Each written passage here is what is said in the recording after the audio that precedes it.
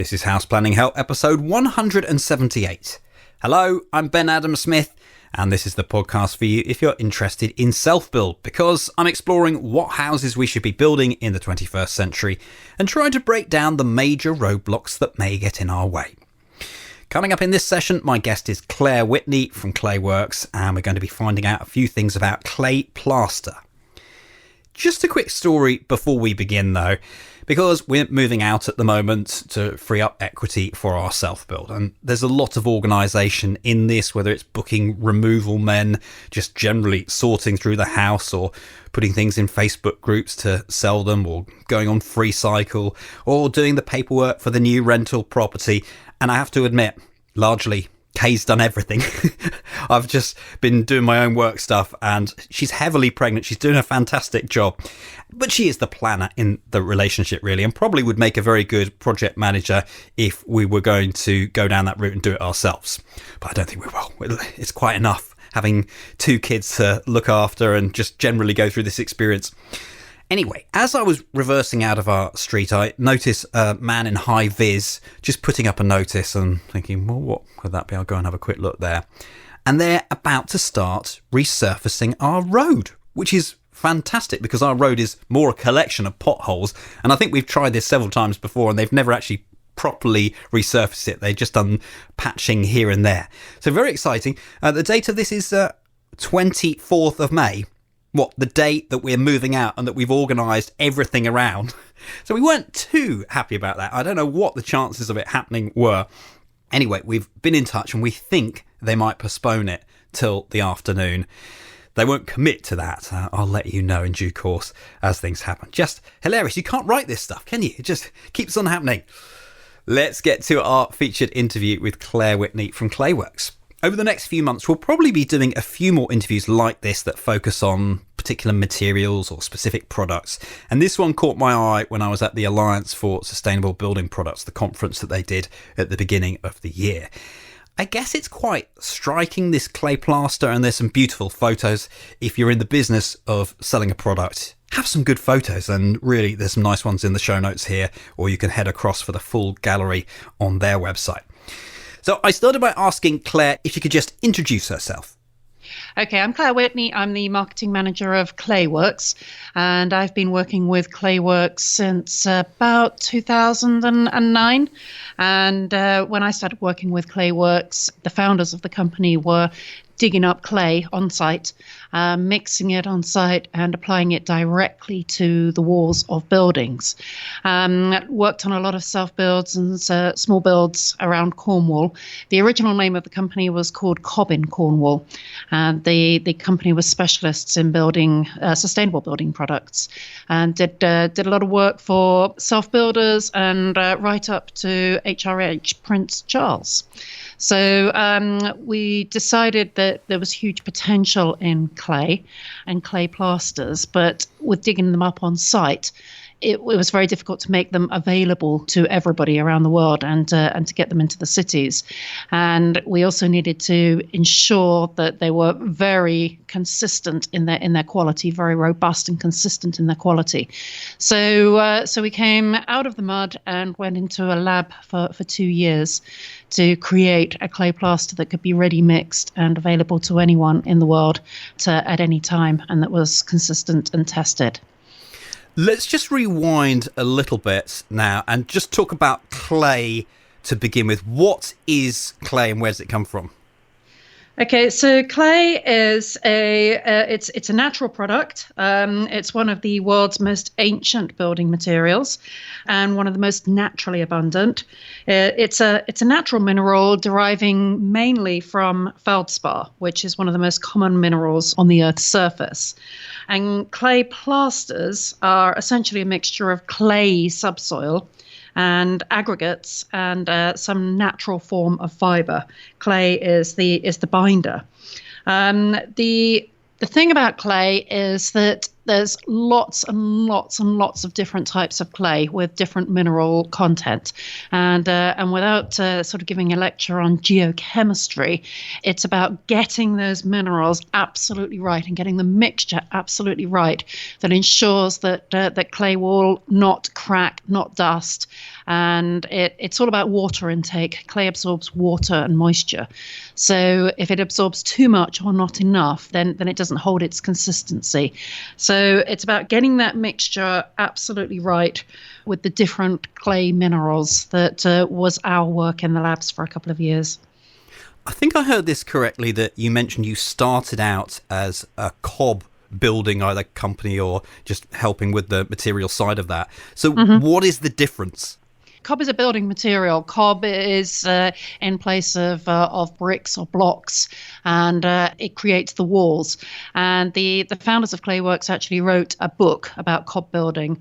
The clay plasters are the wall finishes, and they finish the interior walls of buildings. We do emphasize that they are for interior walls. We are historically specialists in lime plasters as well, and have written books on lime plasters. Lime plasters differ in that lime goes through a chemical reaction, so it will set. So it changes its chemical state after it's applied on the walls, which means that it becomes more water repellent.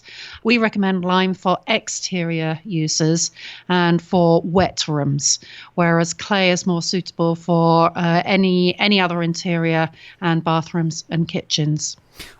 I've seen it exactly in this way: lime on the outside, clay on the inside for a straw bale build.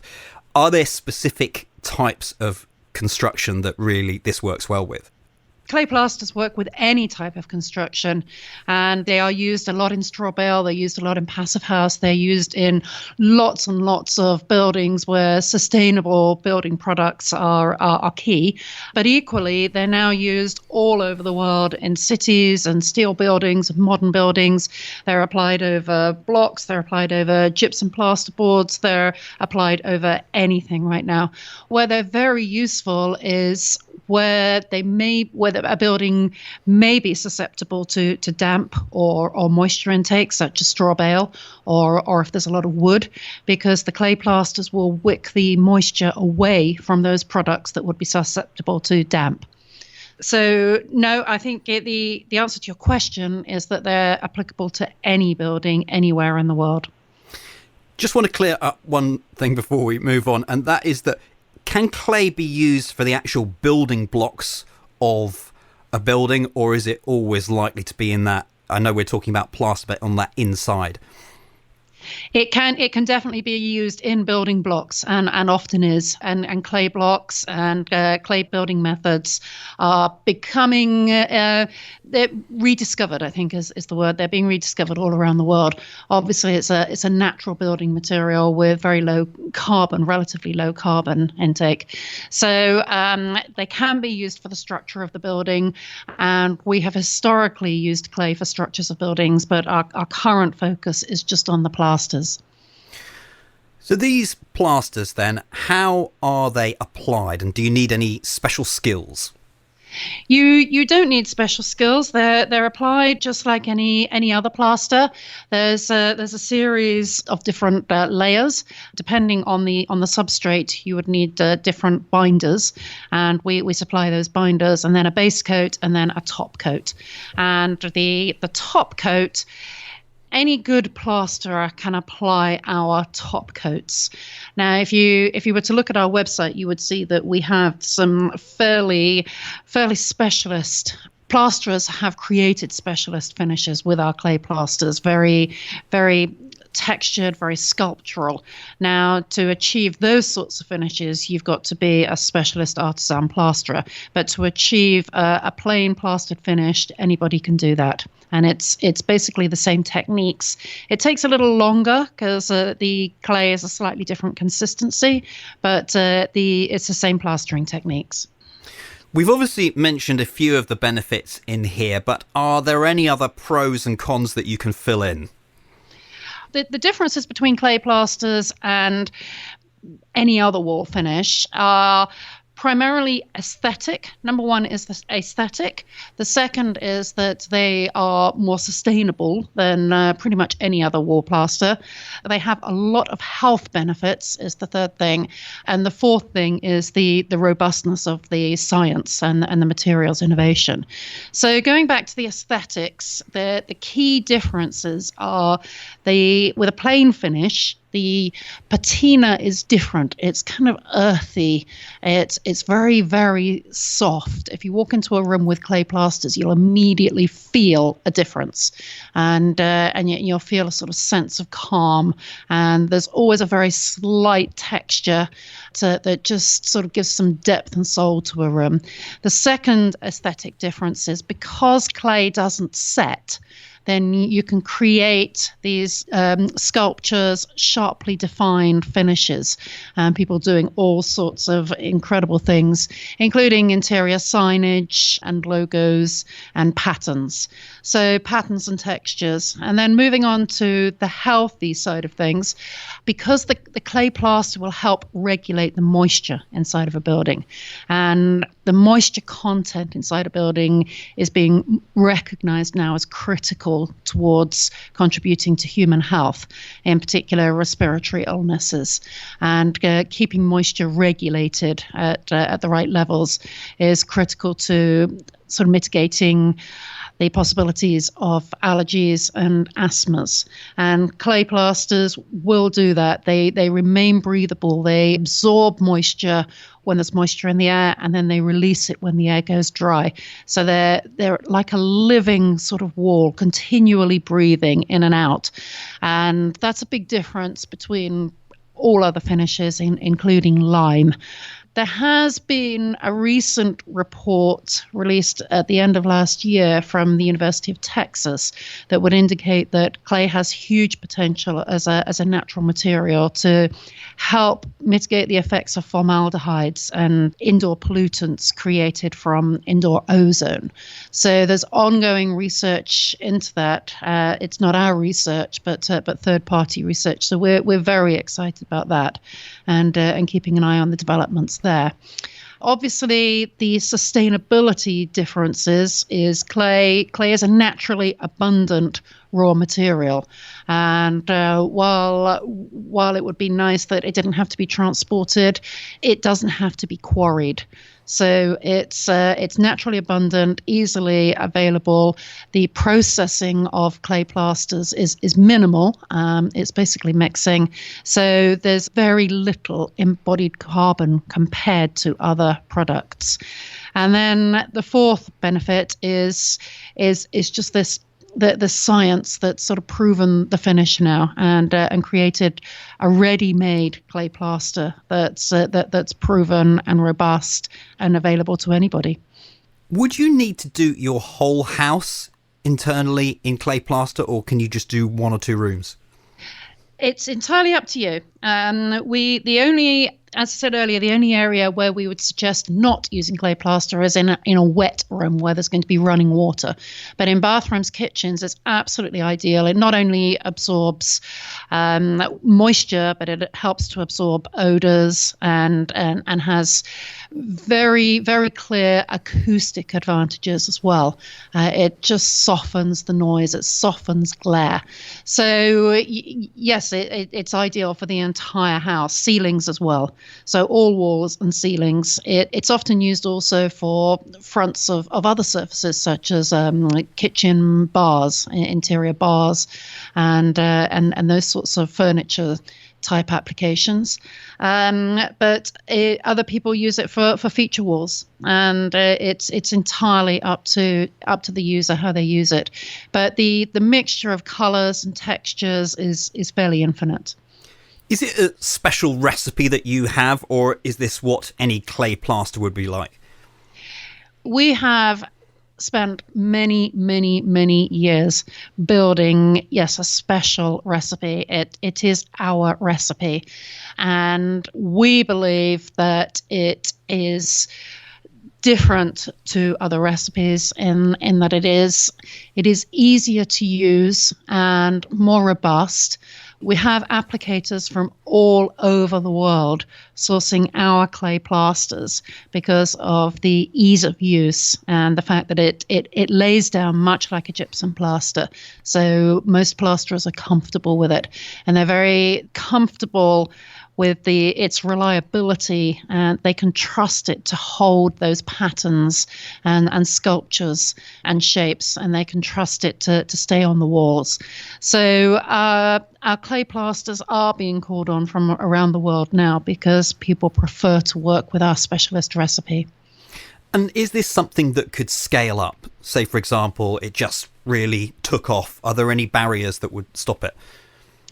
No, not at all. Not at all. It's already shipped all around the world.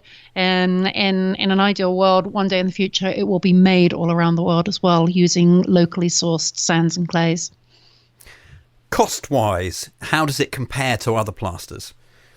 Well, it's a little more expensive. It starts at about £20 a square metre, and it's slightly more expensive at the outset, but the overall cost is probably similar because you don't need to paint, and you'll never need to paint. All of the clay plasters are through pigmented. So if they get chipped, you don't sort of notice a colour discoloration, and they're easily repaired. So there's no painting and never will need painting. So if you were to factor in those costs and the ongoing labour costs of repainting, then I think the payback is fairly economical. And selecting those colours, is it very easy to pinpoint, or do you think, we've just missed the colour because you needed a certain amount of this? How does the colour side of it work? Well, the colour side, we've got a chart of existing colours, of sort of what we would say off-the-shelf colours. But actually, we make colours in a fairly infinite mix, and we're always making up colours to people's specifications. So we get all sorts of pictures and samples of colours that people want mixed. So we can create pretty much any colour, or you can buy off the shelf the existing colours. And for many home builders, they tend to just select a colour and order straight off the shelf. For larger commercial projects, we go through a process of making up samples until the exact colour and exact texture is made to specification. And I'm assuming that the colour is something additional going into the plaster. The colour, yes, they're all natural pigments, natural mineral pigments. So again, that's all part of our research, and we've come up with a very comprehensive range of colours. So there's a perception that clay plasters will come in earthy terracotta colours, but we can do a lot of turquoises, blues, greens, and even pinks and purples we've done over the years. At what stage of a project would we make this decision? Would we start specifying and look at your products? It can be done at any stage. We work with projects where it's specified right from the very outset, right through to refits or rethinks, and it can be applied at any stage of a project. And the decision-making process can enter in at any stage. We've got our ready-made clays are ready to be shipped. So if somebody has a change of heart and suddenly wants to do clay plaster, they can be there pretty much the next day. Do you have any examples of self-builders, any pictures or anything that we might be able to include in the show notes? Yes, for the sort of self-build market, we've got lots of pictures. If you go onto our website and onto our gallery page and look into the residential, that goes down into quite a few residential and home builds. A good place to see our products is Gloucester Services. Gloucester Services on the M5. Lots of people pass that. We're in the Leach Gallery. We're in many, many, many Nando's all over the world, and various other restaurants. And we're in a restaurant in St Pancras Station. So there are lots of places where people can walk into a public building and experience our clay plasters. It's the aesthetics are very difficult to describe in a digital format. You have to sort of see them and feel them and sense them. It's a completely different feeling to walk into a room with clay plasters to paint. Is there anything else we should know as self-builders about this clay plaster and how it works, or have we covered it quite well? I think we've covered it really, really well. I think the only other thing I would say is that we're a small, friendly company, and if you pick up the phone, then you can talk to our technical team, and they will talk you through every single aspect of how to apply the clay and the surfaces and the substrates and the primers and the entire plaster build-up. So there's nothing to be afraid of, and we will talk you through the whole process. So this is something we can actually tackle as self-builders and do ourselves. I'm someone who wants to be completely hands-off, but we could do it ourselves with not too much training, or that might be something that you suggest to us. We do offer training. We have a number of one-day training courses throughout the year. We've also written a book, and there is a book that it's using natural finishes. Now, this covers both clay and lime. That takes people through the process of how to apply it. So there's nothing to be afraid of. Lots of people apply it by themselves, or we've got a network of people who have been trained by us throughout the country that we can point you in the direction of. And they're scattered throughout the country. As the marketing manager, when I saw a presentation that you gave, you actually had some quite novel ways of getting yourself around the globe. So slight change of direction towards the end of the interview. Let's talk marketing. How is this working then in getting your message around the world? It's been a really, really interesting journey because we come from the sustainable buildings background. We originally spoke a lot about the sustainable benefits and the healthy benefits, but actually people have recognized clay plasters for the aesthetic opportunities. It is a visual beauty, but there's also something about being in the room with clay plasters that designers and architects have picked up on. And so we've really built upon that, and we really think that it's very important for all natural building materials to talk about their beauty as well as their functionality. Do you have any clay plaster in your home? I'm waiting for planning permission myself. Oh, are you? Home. Interesting. Yes. What are you building then? Just a renovation. It's a refit and a renovation. And when we get planning permission, then there will be a lot of clay plaster in the house. Yes. How long has this been going on for? You wanting to do the renovation? Ooh, too long. Well, Claire, thank you for all the information. Good luck on your project, and I appreciate you making time for us today. Thank you very much, Ben. Nice to speak to you. Get more online at houseplanninghelp.com/178. That's where you'll find the show notes. You can review all the main information again, just run through it there. Also check out some of those beautiful photos of the clay plaster and how it's been used in various different locations. Perhaps you have a comment or you'd like to ask a question. Well, we encourage you to do that at the bottom of the show notes. So scroll down there. We'll link you across to the Clayworks website, also to Claire on Twitter. And once again, you'll find all of that at houseplanninghelp.com/178. Just like to finish up on a big thank you to Mr. Passive House himself, Elron Burrell. He was a special guest on our latest Hub community call, and yeah, really, really good. We have these calls monthly, and it's just an opportunity to quite often share plans. Actually, that seems to be the way it's going because we have a video feature that we can switch on. So if there's something that you're stuck with on your project, then we can flip it up on the screen, and Elrond actually prepared a few slides, which was very, very helpful.